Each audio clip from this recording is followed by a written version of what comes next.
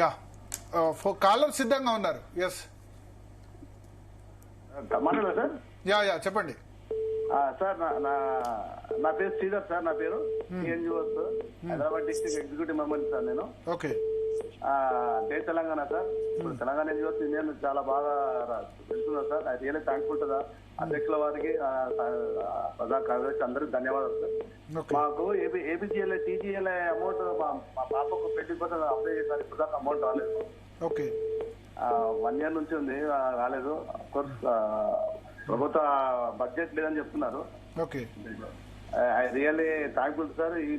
Union బాగా అనేది sir. అందరూ ఎంప్లాయీస్ కోసం చాలా బాగా కష్టపడుతున్నారు సార్ వీళ్ళు. Doing our level sir. At the same time కొన్ని ఇంకా హెల్త్ కార్డ్స్ ఇష్యూస్ అవన్నీ ఉన్నాయి సార్. అప్పుడు త్వరలో పరిష్కారం కావాలని కోరుకుంటున్నాను సార్ నేను.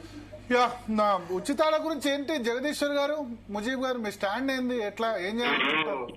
భరత్ గారు, యా మీరు ఉచితాల గురించి ఉద్యోగులే పోరాడి రౌండ్ టేబుల్ సమావేశం పెడదాం అనుకుంటున్నా ఉచితాల గురించి.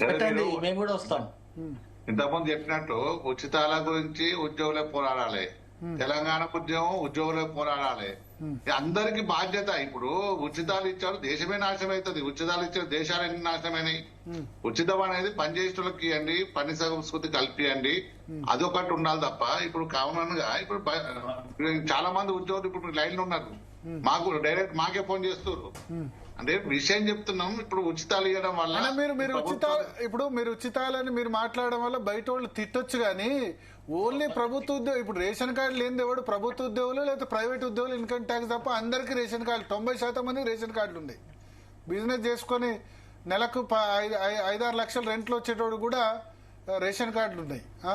ఒక ప్రభుత్వ ఉద్యోగి తప్ప దాదాపు అందరు వైట్ రేషన్ కార్డులు ఉన్నాయి. బెంజికాల వేణోళ్ళు కూడా ట్రీట్మెంట్ హాస్పిటల్లో వాళ్ళు ట్రీట్మెంట్ చేసుకుంటూ వైట్ కార్డు ట్రీట్మెంట్ చేసుకుంటారు. చాలా మంది ఇలా చిన్న ఉద్యోగి వాస్తవానికి 15,000 20,000 ఉన్న అవుట్ సోర్సింగ్ ఎంప్లాయీ కూడా ఇలా రేషన్ కార్డు లేదు. మరి ఏమనంటే ప్రభుత్వ ఉద్యోగి ప్రభుత్వ పథకాలు తీసుకున్నాం అని చెప్తారు. ఏదైనా మా పోరాటం మేము చేస్తున్నాం. మీరు ఉచితాలు ఇచ్చుకుంటున్నా ప్రభుత్వం ఇష్టం, వాళ్ళ దగ్గర బడ్జెట్ ఉంటే ఉచితాలు ఇచ్చుకోండి, పథకాలు ఇచ్చుకోండి, మాకు సంబంధం లేని విషయం. కానీ కాకపోతే మా జీతాలు ఆపి, మా జీపీఎఫ్ ఆపి, మా ఇవాళ ఇన్సూరెన్స్ చేసుకుంటే ఇన్సూరెన్స్ అయిపోయినా కూడా మనకి ఇవ్వకపోవడం ఏదో బాధగా అనిపిస్తుంది. చాలా మంది ఉద్యోగాల్లో ఒక రకమైన మాకు నిద్ర ఓనిస్తలేదు. ప్రభుత్వం చెప్తున్నాం, ముఖ్యమంత్రి దృష్టికి చాలా సార్లు తీసుకుపోయినాం, ఉప ముఖ్యమంత్రి గారికి మాట్లాడినాం. ఇక చాలా ఇబ్బందికరమైన పొజిషన్లైనా సమావేశం మాకు కూడా బాధనే ఉంది. తెలవదికి వర్షాలు పడుతున్నాయి, ఒకసారి ఇబ్బందికరంగా ఉన్నా గానీ ఇలా ఉద్యోగులు మా మీద నమ్మకం లేని పరిస్థితి వచ్చింది. ఇలా జూన్ 9th ఎందుకు చేసినావు, మీకు ఏమి ఇచ్చిన చేసినా ఒక డిఏ ఇచ్చిండు, డిఏ ఇచ్చిన హెల్త్ కార్డులు ఇస్తున్నారు కదా, ఎందుకు 2 నెలల్లో ఎందుకు మీటింగ్ పెట్టలేదు అని మమ్మల్ని క్వశ్చన్ చేయడం. 700 కోట్లు అంటే 700 కోట్లు ఎవరికి ఇచ్చింది కాదంటే ఉచితాల గురించి మీకు ఏమైనా కార్యాచరణ ఉందా?